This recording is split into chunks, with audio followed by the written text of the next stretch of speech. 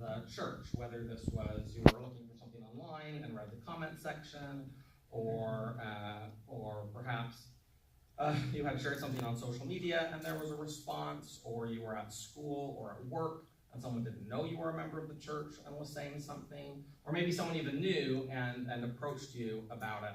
So I want you to think about this experience and what you did. So let's just take a minute, make sure everyone has the time. If this has never happened to you, I'm not sure how you've managed that, but you can play along. You can imagine what that might be like.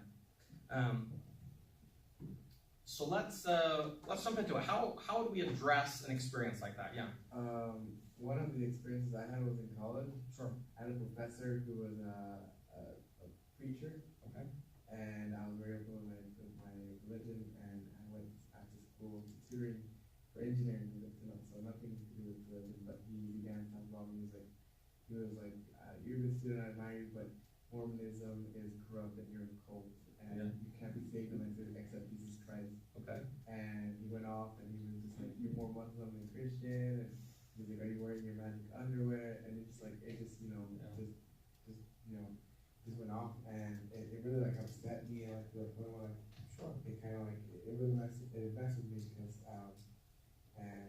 what I did, I wanted to get back at him, like because I knew a lot about him and his life and his past life and all this stuff. Okay. And I wanted to get back at him and just humiliate him, but I was like, no, it's not better to do that, because you can't put new wine into old bottles, and this guy can close my grades, so. So what I did is I took the civil route, and I just played for the boss and went up to his success, and he had to take a 2-week course. So but I got a B in the class, which is what I deserve. So it all worked out. Yeah. All right. So that's a pretty dramatic example. Does anyone? And I think a lot of us have had examples like that. I can certainly think of experiences in my life. Does anyone else have an experience? It certainly doesn't need to be quite so thorough as our first one, but expand. I've had a lot of experience in like the people, my friends. They watch TV shows like South Park where it explains a little bit of the myth, and so the best way, because they are my friends and I don't want to give them a bad image of the things I believe in, is honestly humble myself. Able to look at them and think of the words that I could say that they wouldn't humiliate me afterwards for. Yeah. And so usually it's just like, well, okay, you see all this, now you know that's a humorous, that's a satirical type of show, so you must know that it's out of context. Yeah. And usually that like kind of lowers their defense mechanism. Yeah. Yeah. Anyone else have? Yeah, sure. So I was at work. This was before my mission, so I was like super goofy with my work and stuff, and I didn't really know how to react. But there was this guy that I don't know if he was raised in the church, but like never gave me testimony or what. But he had a lot of knowledge about. He was no longer. He was a disaffected. Yeah, something like that. Sure. Super anti, and so he found out I was Mormon and just kept making comments like to try to like get a rise out of me. And so one time we just had this discussion, and I just kind of asked him what his doubts were about it, or like what he had against the church, like if something happened in the past or whatever, and just listened to him. And sure enough, I don't remember what experience he had, but something had happened where he got offended by somebody, and then I just bore like a simple testimony to him and stuff, and then it didn't really stop the comments or anything like I thought it would, and so later I gave him like a book of Mormon and challenged him to just try it and see. Like HR, Yeah, I don't think he ever did, But yeah, okay, all right. Well, I'm really encouraged by the stories. I wanted to kind of look a little bit at this little diagram I put together about sort of the ways that we can in general respond to this, and then where we're going to focus. So we can talk to someone about it or not, we can ignore what they're saying, and we can try and preserve a relationship or not. So in this lower area is we don't want to talk about it, and we don't care about a relationship with this person, and we just walk away. We just ignore what they're saying, move on with our lives. If we don't want a relationship, but we do want to talk about it, we can just start fighting with them, and that's my usual tactic, is in that quadrant. If we do want a relationship, but we don't want to talk about it, this is kind of the elephant in the room, right? Where we just sort of let it linger. We know that they're very critical of the church, but we just don't ever want to address the underlying issue. We don't want to talk about it. And so we preserve the relationship, but it's never quite the same. And then all the stories that you guys shared, and what I want to talk about today is, let's say we do want to preserve the relationship, but we do want to talk about it. This is where we have to engage. We have to engage with whatever this criticism is, whatever their issue is, and talk about it. And so the advantages here is obviously we can preserve the relationship, but also when we are able to talk about the gospel, when we're able to address criticisms in an effective way, it tends to have the effect of spreading. And so we want to be able to talk to people effectively. And so today we're going to talk about how to engage these issues. So let's open up some scriptures and jump into there.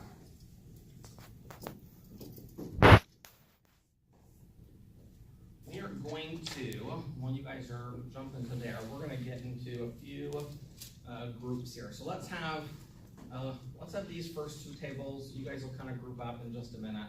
And then let's have everyone behind you. You know what? Let's actually have everyone on that last row be a group, and then these two tables. And then how about everyone on this side? You guys can group up here in a moment. So what I want you guys to do is I want you guys to look up Mosiah 24, 10, and 11. And we're going to look at a criticism that Amulon had of Alma and his people.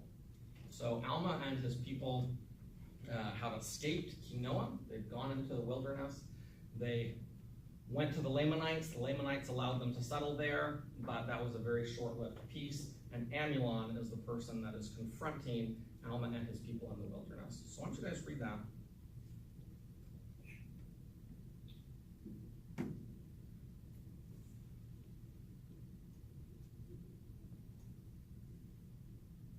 And when you're done, turn into those groups we just organized, and I want you guys to share if you have ever heard a criticism or had an experience similar to hearing what Amulon has to say. Is this a criticism that you have ever heard or experienced? And how did that look like in today's terms? So let's go ahead and talk about that for just a minute or two.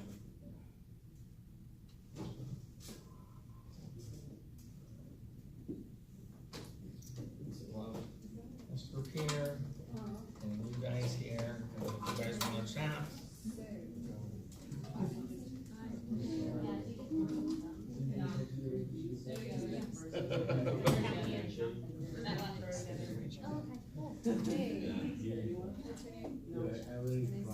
Alicia or Alicia? No one's ever been threatened with that. Oh, that's good, I'm glad. What other things did you say? What other cases are there? So, that's how I understood it. Thank you.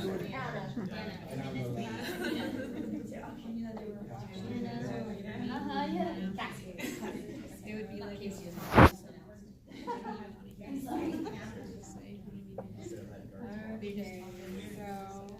you know what I mean? They don't care what you say. Or like threatened to death if you die. Or it could just be the opposite of, Yeah, we want them to kill them if they were like crazy.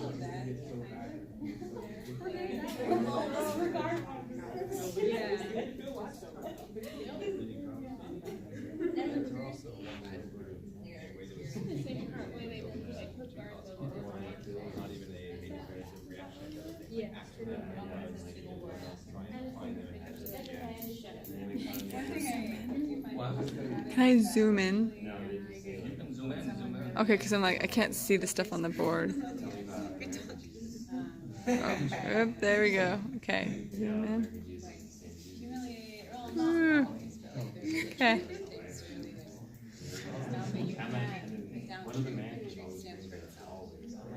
Hey, why are you doing that? Are you interested? You know, the Lord always has followers. The adversary never does. All right, whoever's talking, wrap it up. Does anyone have anything that they shared in their groups that they'd like to share with the whole class? A story that they thought was particularly applicable? Make her know. I mean, like, I don't think anyone would experience like death. Like that. Death threats. Maybe in the Middle East, the Christians or they kill them and stuff like that. I mean, hopefully it never gets that bad in America. Probably will eventually. I don't know. But Okay. I mean, I don't think All right. Anyone else have a thought on how? Well, let me tell you my my experience. So, like I mentioned before we got rolling, I write, and so I am interacting with people often online, and so I'm getting lots of feedback, and often it comes in the form of criticism. So I'm going to share a few of the criticisms I've heard of the church in my experience that have been similar to this. The idea here is to identify things that are happening today that may be different than the sort of criticisms that your parents heard or your bishop heard when they were in similar circumstances to what are the new arguments? And so these are the things that I've noticed that have that I've been interacting with. So we don't need to read this. Can you guys? We don't need to read this out loud. Can you guys see it in the back? No. Can anyone read it? Well, I'll summarize it. So this was a comment to an article I wrote. He said, the persecution complex is ridiculous. Mormons face persecution historically, but in modern times, it's laughable. Get out of here. People making fun of your bigoted views is not persecution. So I had written an article talking about yeah, that was his name. I had written an article talking about how religious freedom, oftentimes people call out people who have always been a majority religion for asking for religious freedom, but that Latter-day Saints are in a unique position to ask for religious freedom because of our history. So that's the article that I had written, and this was one of the comments to that article. So let's look at how this was similar to what happened to the people of Alma, because obviously no one threatened to kill me either. That doesn't often happen. All right, so let's look at what happened here. Amulon starts off, he's mocking the people. He says, you're crying mightily. He doesn't explain why that's wrong, but he tells them that they have to stop their cries or he's going to kill them. So today, he says, you guys have a persecution complex. He doesn't explain really what that means or why that's a problem, and then he says, get out of here. Stop with that persecution complex. So now let's see how the people of Alma responded to Amulon, and perhaps it can illuminate a little bit how I should have responded to this guy online. All right, so let's jump. Read this to yourself, and then we're going to do the same things. We're going to discuss it in our groups. What I want you guys to identify is how did Alma and his people respond to Amulon's criticism that they were crying too much, that they needed to shut up.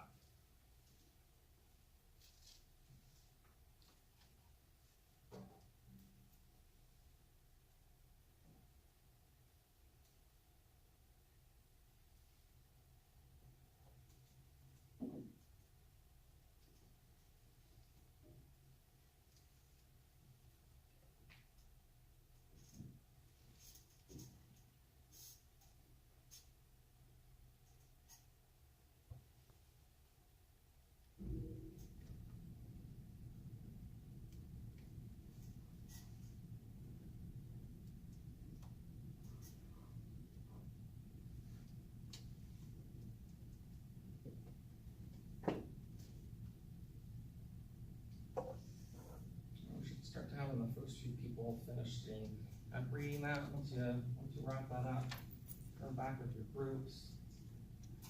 And we're asking, so how did they respond to this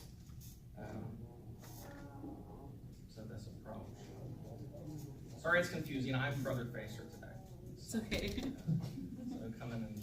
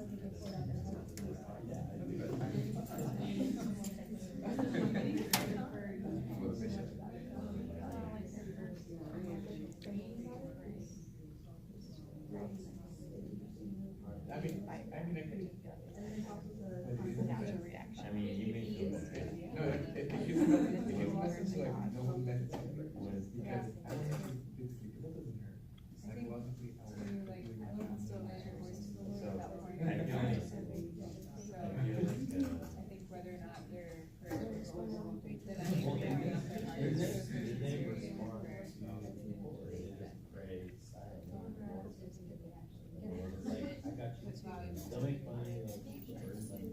think I would have gone like I don't know. I don't know what happened. I got confused.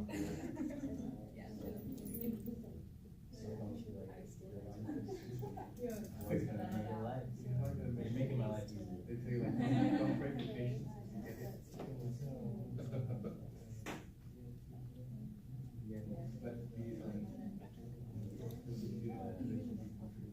they want to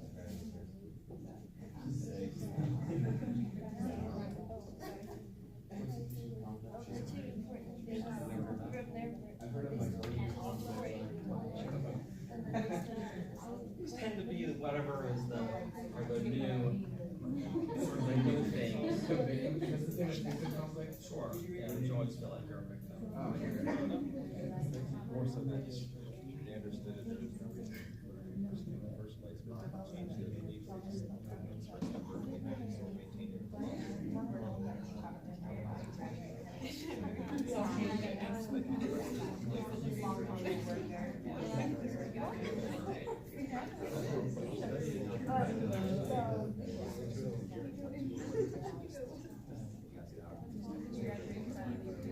All right.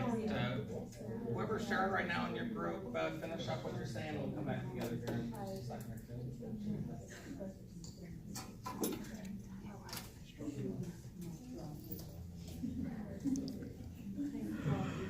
Right.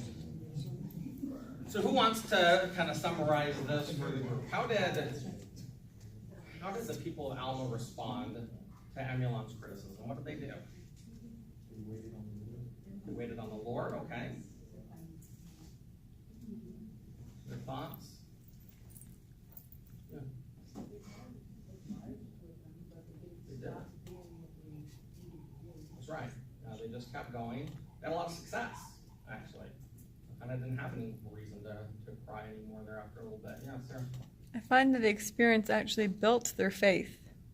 Whereas beforehand, it's like as they started to pray more earnestly within their hearts, it said that their faith increased so that the Lord was able to perform great miracles through them by lifting their burdens, helping them, and then promising them freedom from their bondage. So let's jump back here, and I'll tell you how I address this. And what I did was I noticed, okay, they're not really presenting anything here, so that's where I focused all my energy and attention. I says, no, you're wrong. Latter-day Saints have a perfectly good reason to feel this way. There's this long history, and there's still some remnants of it today, as witnessed by some of the stories that you guys have told. And so that's what I was saying, and it had no effect, because all he did then was argue about how serious that was or how it continues to be. And so it came into where we were arguing all about this. Now, if I had read the story of Amulon and the people of Alma before, how would I have responded to this guy differently? Okay. Okay, yeah, definitely. Other thoughts? Yeah? Oh, we're at 20 minutes, great. So what the people of Alma did is they said, okay, so you say we're not persecuted enough to cry about it, fine. And so they just kind of proved that things were great. The Lord blessed them. And so what I should have done is I should have said, okay, you say we have a persecution complex, fine. We won't have a persecution complex. Let me show you all of the blessings that the Lord has given us. Because that's true too. The Lord has blessed the saints incredibly, and there's no real value in focusing on all the negatives that have happened. And so if I had said, had kind of ceded the argument, I think someone said it, they just sort of gave in. Is that what you said? Gave in to Amulon and just said, okay, and then just started living their lives. And that's exactly the approach that I could have more effectively taken. And let's see. So once I saw the story and kind of saw this, okay. So then the next things I want to do here, once I've seen the scriptures, is sort of check in with a couple places. One, we're going to check in with sort of good thinking. We want to make sure that that the thought process we're going through stands up to basic logical processes, and that the prophets and apostles are supporting what we're saying too. So the idea here is, what do? We just kind of blow it off and we move on. We're complaining about how we're being treated, stop complaining about it. So let's see. So what Amulon was saying and what this fellow was saying is something called a red herring, which is part of your formal logic. And what it means is that it doesn't have anything to do with the argument at hand. And whether or not Latter-day Saints have been treated poorly in the past really doesn't have anything to do with whether or not the church is true, or whether the church is good, or whether the church is doing that we can continue the work today. It really doesn't have anything to do with much of any argument. And so that's why it's easier just to ignore it exactly the way the people of Alma did. And Elder Holland gives the same advice. Someone want to read my Elder Holland quote, please? Yes, life has its problems, and yes, there are negative things to face. But please accept what other problems, not keep for living. No misfortune is so bad that writing about it won't make it worse. So this is the process that I started going through. Okay, so there's these new approaches, these new criticisms that are coming out. Let's go find the scriptures. Let's see how they addressed these similar criticisms there. Make sure that it connects with what the brethren are saying, that it stands up to good thinking, and then if it does, I think we have a better approach to doing it. So in the future, when someone says to me, oh, stop complaining about how Latter-day Saints are treated, stop having a persecution complex, my response is going to be, okay, you're right, we have all sorts of blessings, and leaving it at that, because it's just a red herring. There's no point in jumping into it anymore. There's no real value in fighting that fight. And I think that's what the people of Alma taught us.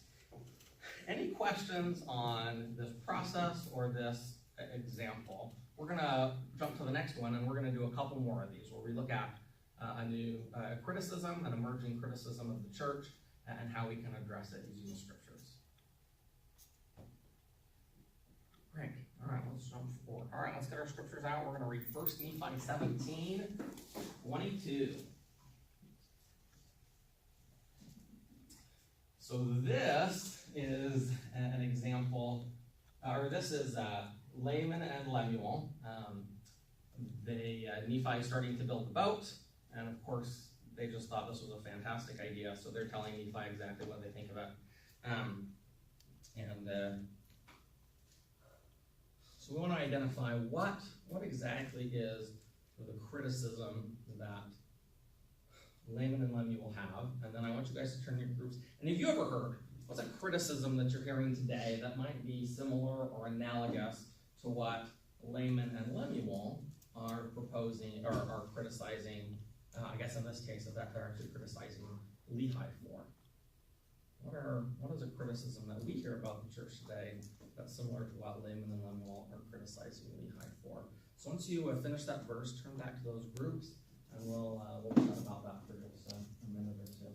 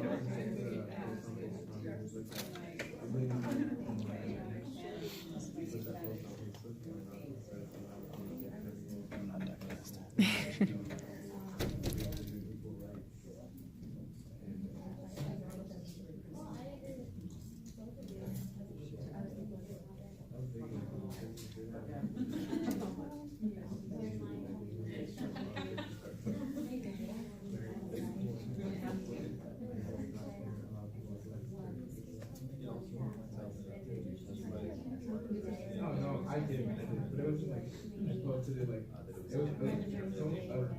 Is that President Maycorn? A woman in general conference. So I followed it down. I can't escape you. But I didn't say anything like hate, like, but they should try to do that.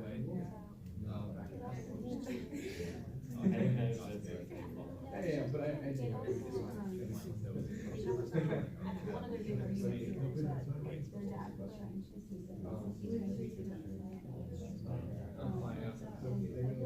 So whoever's sharing now, finish up the story or the thought that you have, and then we'll pull back together here in just a second or two. What did you say? Oh, just finish up what you're saying. We'll come back together, like right now. Let's pull back together. All right. So who had thoughts? Have you guys ever heard anything? Have you ever had any experiences of someone criticizing you or the church in a similar way to the way Layman and Lemuel were criticizing Lehi? I mean, I think it's like in today's world, everyone's like, they think, oh, you know, we're not doing anything bad, we're good. And like when the whole, like, I think it was 2008, 2009, when gay marriage started becoming like very big, a lot of churches started crumbling and just like, you know, following the norms of like society. And our church would do that, and a lot of them just got mad. Some left the church, a lot of people criticized us for being bigoted and not taking the time and things like that, and they said the church and said like, you know, that we were, I guess discriminating, judging these people or whatever.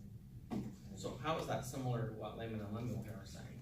They were saying like, you know, that like Lehi, who was a prophet, was judging unrighteously, and that like, you know, God commanded him to hear, but he was like, no, they were good people according to them, Yeah.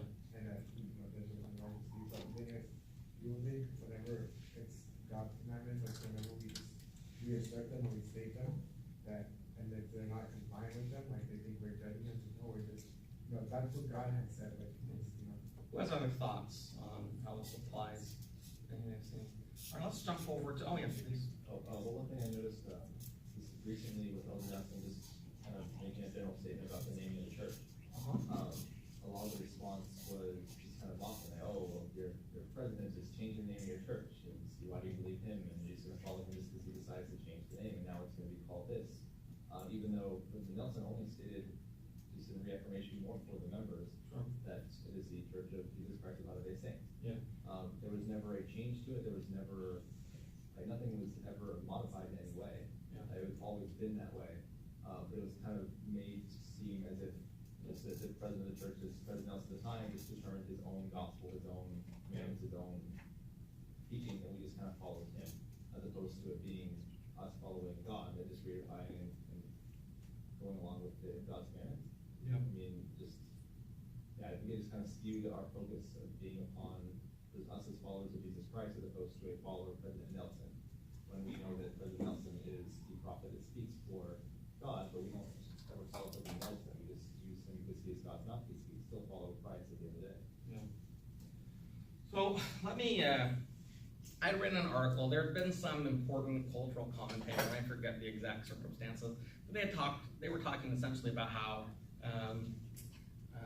chastity was basically harmful to society. That this was a bad approach and that people should not do this. And they were published in a reasonably well-distributed magazine. And so I wrote an article in defense of, virtue. And someone wrote that they thought my article was too judgmental.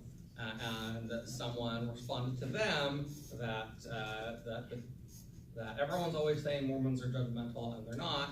And then someone responded to me this, saying that if you want a loving, non-judgmental church. You won't find it in the church today.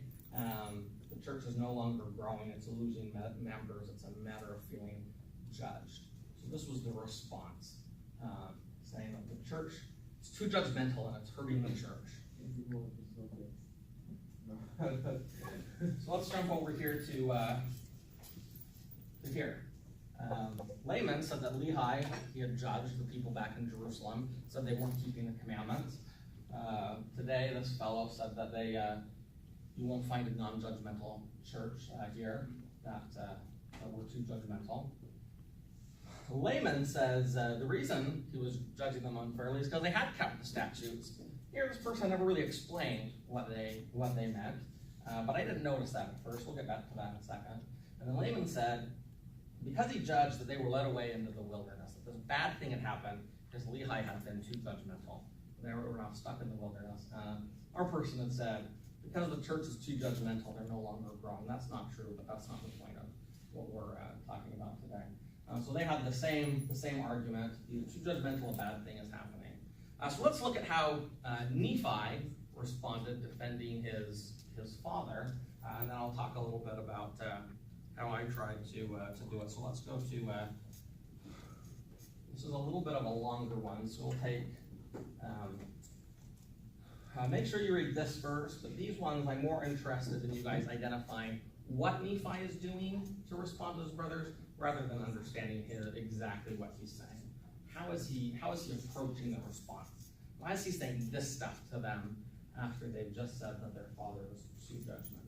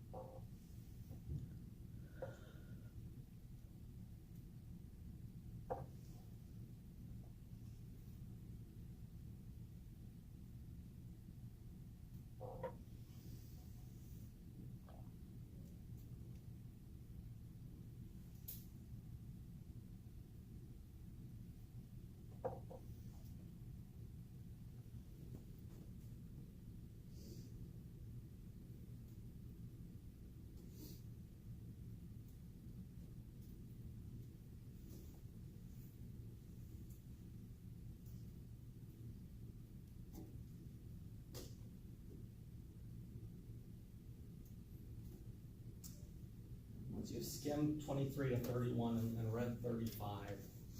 Let's get back in our groups. And the question I want you guys answering is, how did Nephi respond to this criticism that Lehi was being too judgmental, and that is what has caused their problems in the wilderness?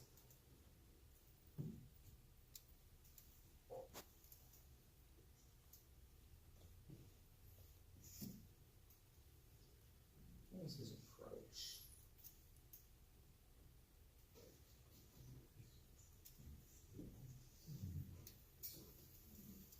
If you want, I'll even pull up this. You can say, okay, where in here is he engaging them?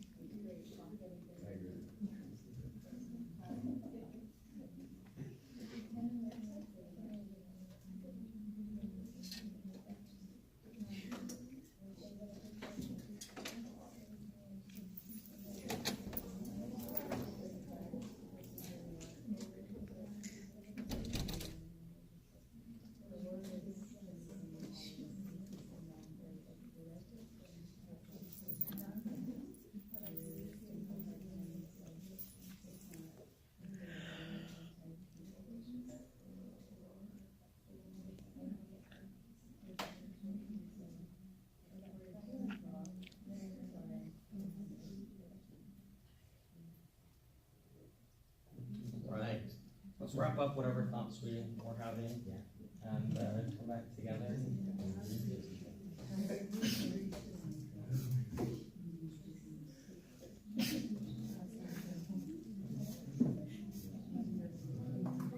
All right near the end there, you had something to say, and I forget your name. I think you're new. Yeah, talking to Avita. You had something to say there at the very end about how you thought Nephi would respond. You were summarizing that.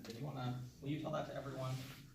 Sure. Thank you. How Nephi was, I'm sorry. Well, at the very end, you were kind of saying Nephi was explaining that, this is what's happened throughout history and whatnot. So, about the Moses part or about the law? Okay, I'll just. I was just overhearing you, but it sounded very interesting, so I wanted to hear it better. All right. So I like how, in verse 35, how he uses logic that the Lord's been the same forever.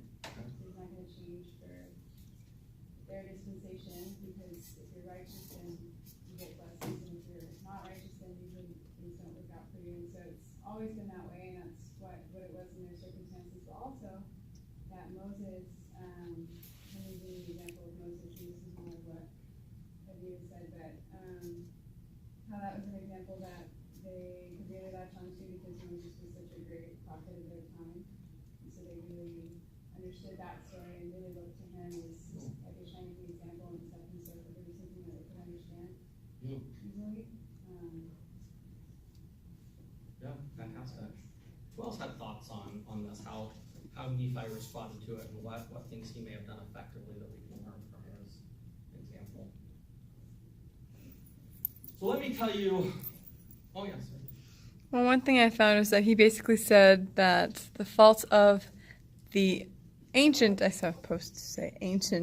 Israelites was that they hardened their hearts and they didn't listen.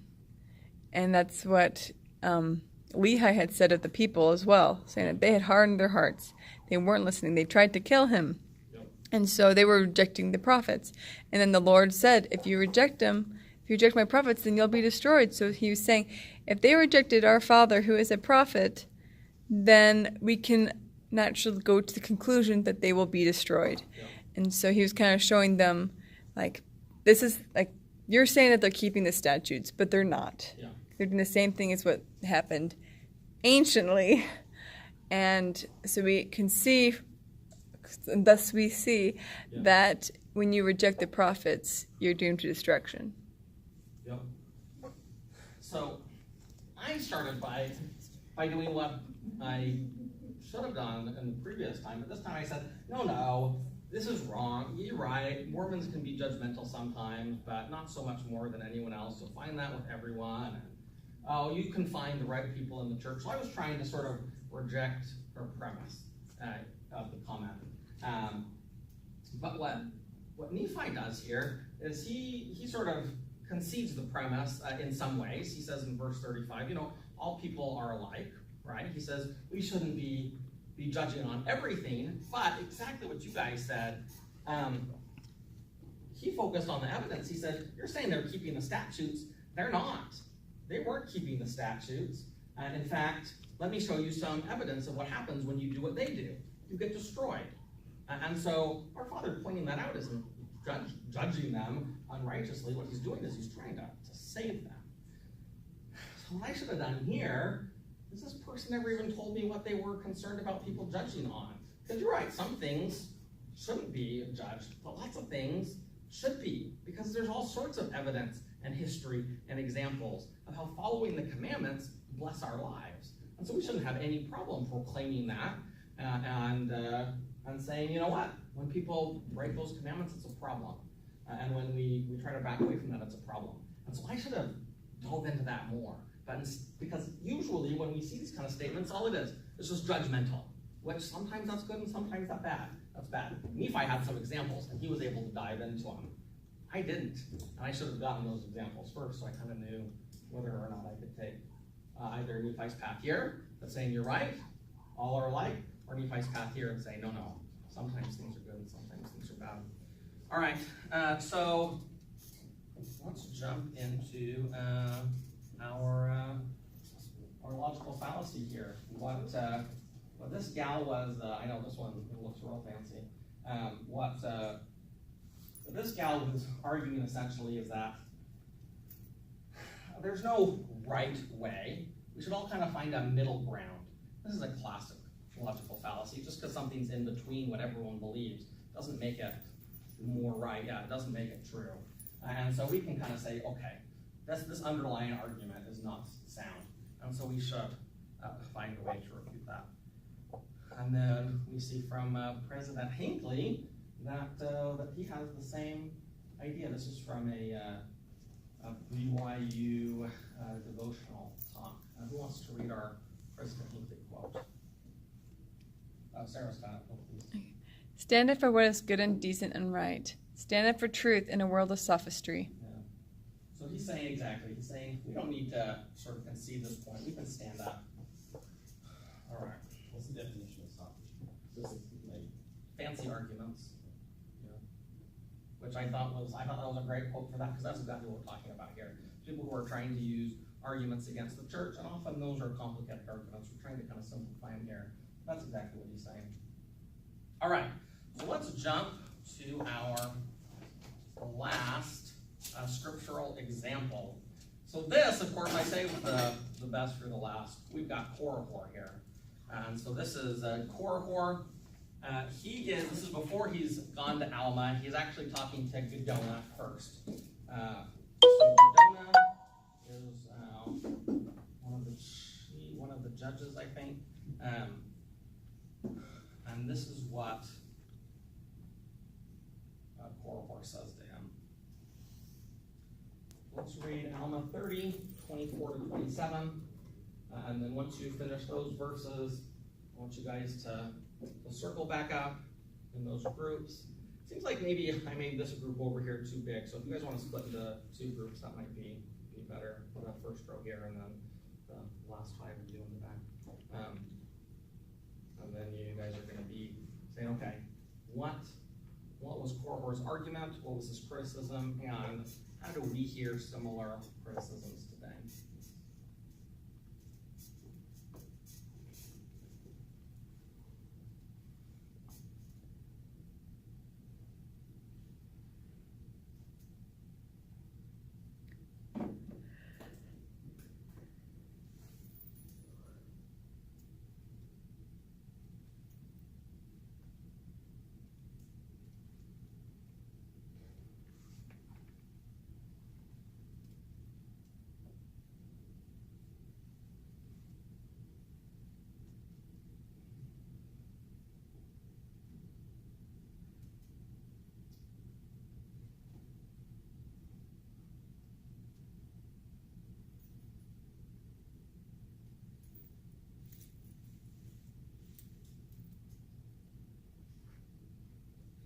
All right, once you guys finish reading that, I'll put it back out. And we're asking the question, what do we hear today? What experiences have you had? What criticisms do you hear? What's similar to what Korihor is saying? How does this apply to us?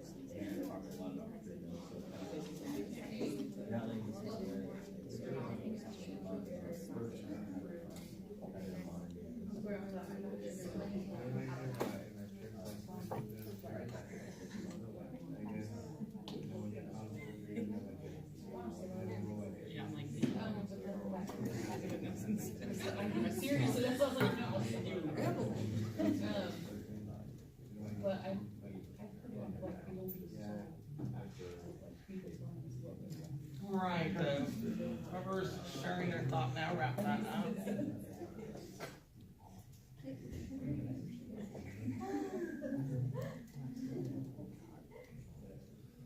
All right.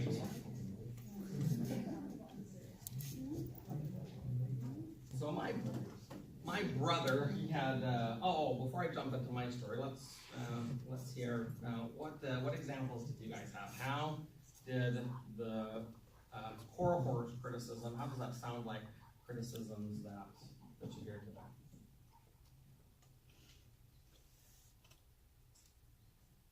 Sure. A couple ones. Anne actually pointed out this one here. That a lot of times there's criticism for such as like not drinking, not smoking, not engaging in those type of behaviors, where you dress, things like that, that are more traditional in nature. And Horror states that it's a foolish tradition, keeping with times of old and not, I guess, being progressive, not keeping up with the new times. When the church holds true to God's ever consistent norms. We're talking about like bondage. You're talking about. What's that? You're talking about where you're saying about bondage. That we're in bondage because of these things. Is that what you're saying? Yes. Yeah. And another thing as well is he kind of questions the faith aspect as well, saying that we don't know if there'll be a price, we don't know if he will be slain. Whereas so for these almost requiring more physical proof, we need evidence, we need some sort of fact that I can just like look to immediately and base that on. Whereas we know that through initial faith we can receive, and we can still know that this is true. We can still know that there is a price that he did die for us. But it's through an initial step of faith and then through spiritual confirmation afterwards, and kind of that second-hand knowledge and confirmation. Whereas he kind of says that's a bad or wrong, foolish type of way of acting. Something that our discussion ended up leading down was, I kind of feel like he's saying, this is what you believe, but it's not true, like telling us what we believe. And it made me think of how I've heard of stories of when there'll be non-members talking to members of the church and they'll be telling them what they believe even though they're not part of the church. And so it just made me think of that and how kind of But I went to a class and I was told that was the you had something, Sarah? They nailed it. Oh, great. I heard some interesting. Do you want to share what you were talking about? No, sorry. Gal behind you. My lazy finger, sorry. Did you want to share I thought it was interesting. Sure. Go ahead. Okay, I'll put that kind of interesting. So the point that I thought was interesting from Fillmore was that he was saying that they were being judged for the sins of the parents, or they were being judged for things that were not their fault. And I had mentioned that up until very, very recently, things like honor code at church schools, if a girl or guy, often enough girls, had been assaulted, attacked in some way while she was breaking the honor code, she would be the one held at a higher level of issue because she allowed it to happen. Instead of holding the perpetuator of the sin at fault, the other party would be held at fault. And up until very, very recently, that was allowed. It wasn't until through the policy to change that. Like a year and a half ago. Yeah, too recently. But that sort of thing that people should look at the church and say, that happens here on a very public level. What happens in the private levels where you hide other things because it's the person who's had it happen to them fault. They feel uncomfortable sharing. Yeah. And that. What was it about Poor Horse story that connected that? The sins of the parent were on. Oh, yeah, right. You started with that. Yeah. Thank you. All right. So let me tell you my story. So my brother, he had shared the story about Jesus going to the publicans and the sinners and having dinner with them, and he kind of said, "What does this mean to you? How can you apply this to your life?"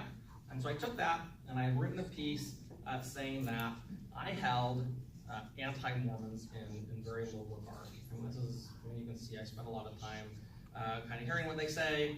They're often not very kind to me, and so I sort of look down on them. And yet, these are often the people who are most in need of our kindness and understanding, exactly like the Savior noted the people who were most in need, and rather than avoiding them like I usually do, he was reaching out to them. And so I wrote an article sort of saying I needed to be more like Jesus and be kinder and treat anti-Mormons Mormons better. Blog, man, I want to look you I write in lots of places.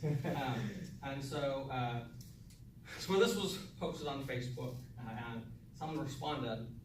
And in this, he was also called me lots of names, and I called him out for that. So he deleted it before I could get a picture. So I don't have a picture of this one, but here's essentially what he said. He says, "Don't call me an anti-Mormon." I didn't know who he was, so I didn't call him anything. But he says, "Don't call me an anti-Mormon. That's not who I am. I'm here to help Mormons break free like I had. And then let me tell you all the wrong things about what Mormons believe." And then gave me a list of all the regular anti-Mormon talking points. So he's saying, don't call me that. This was his argument. So for me, I looked at Korihor's story, and I saw it comparing very similarly to this argument that this fellow had made. He says, you're keeping the people down. The people are in bondage to these prophecies, and I'm helping them. That's kind of his conclusion here. And then this fellow who had responded to my article on Facebook said, Mormons need to break free. Here's all the wrong-headed beliefs they need to break free from, and I'm here to help. I'm here to help the Latter-day Saints. I'm not anti them. I'm here to help them. So this was his approach. So let's look how we're going to look at how two people responded to Korihor. And they responded different ways. So he's talking to Gedona first, and then he goes to Alma, and it kind of says that he just sort of says the same thing. So I'm assuming he says the same thing to Alma, and then Alma responds to him here in verse 42. So we're going to identify how both of them responded to this argument from Korihor, that he's just here to help. He's just here to help.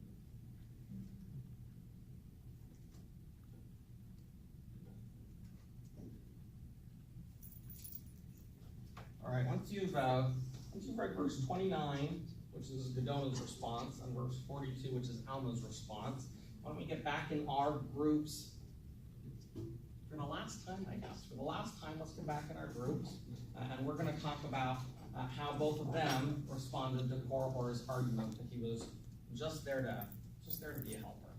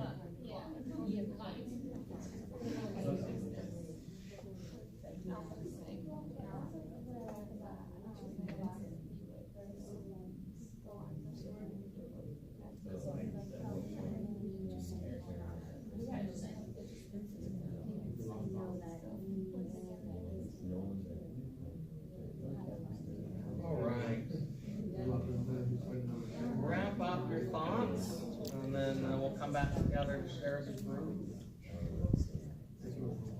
Say goodbye to your wonderful group member for the next 5 minutes.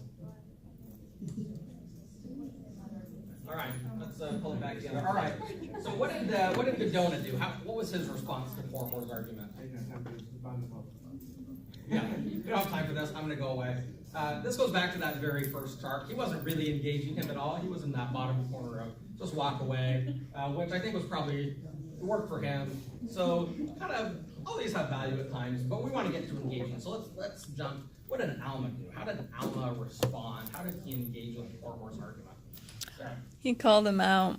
Called him out. Yeah, he was like, he used some pretty strong words, saying that, like, he was like basically saying, like, you know what you're saying is wrong. Yeah. You're just doing this to try and rile. You're not here to help.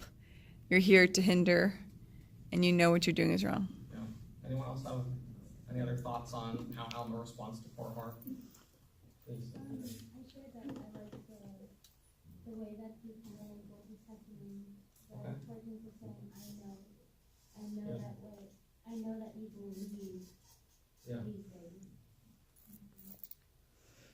So, all right. So what I did was once again not what Alma did. I did the wrong thing. So what I did was I said, "You're wrong. We don't need to break free. I'm so happy. This is working great for me, blessing my life." And then I'm challenging him on all of these beliefs. Here's why you're wrong about this, yes. And all that did was he then said, "No, you're just brainwashed and confirmation bias and these kinds of things." And then he responded to all of my responses here, to which I responded, and neither of us are convincing anyone on this point. You're like a Mormon social justice warrior.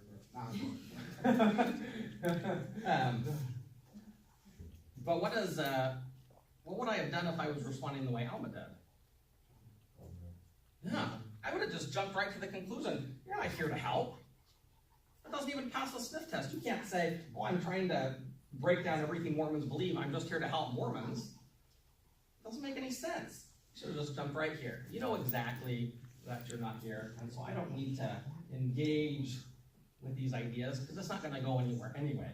We already know, once you're at this point, that you're not engaging this way. All right, so let's jump to our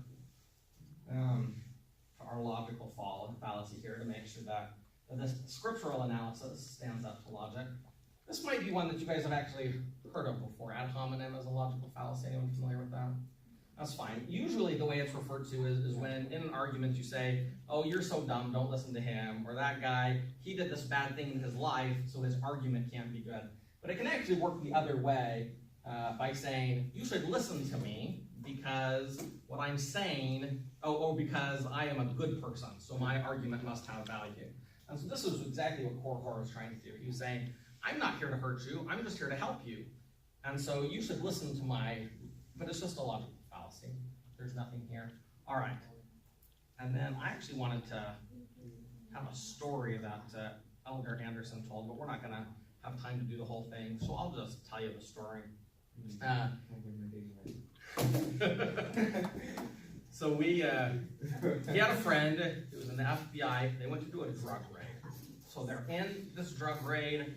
There's people all around. He sees this one person, and he smiles at him. And he has this look in his eyes that's very trustworthy. So he kind of ignores him, lets him behind him, and then turns to deal with the rest of this situation.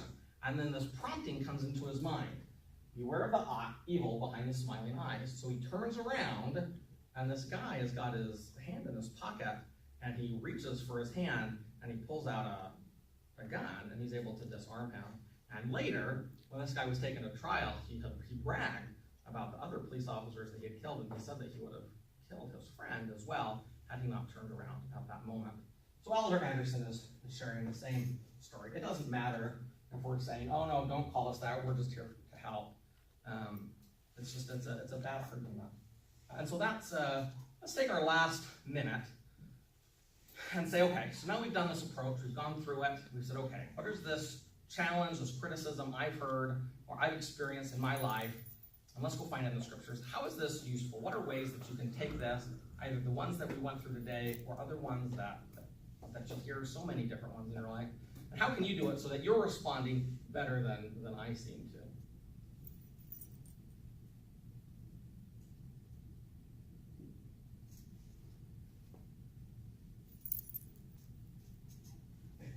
Please. I think rather than acting behind the emotional reaction that it causes in us, if we follow the promptings of the Spirit and just take a minute to pause and reflect on, like, okay, if Christ were standing next to me, like, what would he want me to do? Like, would he want me to defend certain points, or would he want me to just be passive? Because he did both. He did, like, there was moments where he was valiant and bold, and he stood up for truth because that was what was needed at the time. And there was other times where he just didn't say a word, and he took the persecution. And so I think the Spirit knows those things, and so if you listen to the Spirit or pray about it, then you can know how to handle that. Sarah? Well, that was really good. I think one of the things that when you become more familiar with the stories in the scriptures and you're reading with that critical eye, like, okay, here's something, I've heard something very similar to this in my life, granted different context, but very similar situation, then you can be like, well, how did this prophet respond? And then you can learn how they responded and internalize, think in your own life, what are past experiences I had, how could I have better improved my response, so that when you do get future attacks or future situations, you have this this bank of all this information where you're like, I remember when Nephi said that. Yeah. How can I be like him in this moment? And that way you have a whole bunch of resources at your disposal to help you become a better defender of the faith. Thank you. And I thought it was fantastic listening to you guys talk about how am I hearing criticism similar to this? Because you guys had so many examples, and some of them were similar to mine, but so many of them were different. We really can apply the scriptures to us individually, and that's what I was able to do here and continue to do to improve my ability to engage with people the way the Lord wants us to, the way the scriptures are teaching us. And I leave that with you in the name of Jesus Christ. Amen.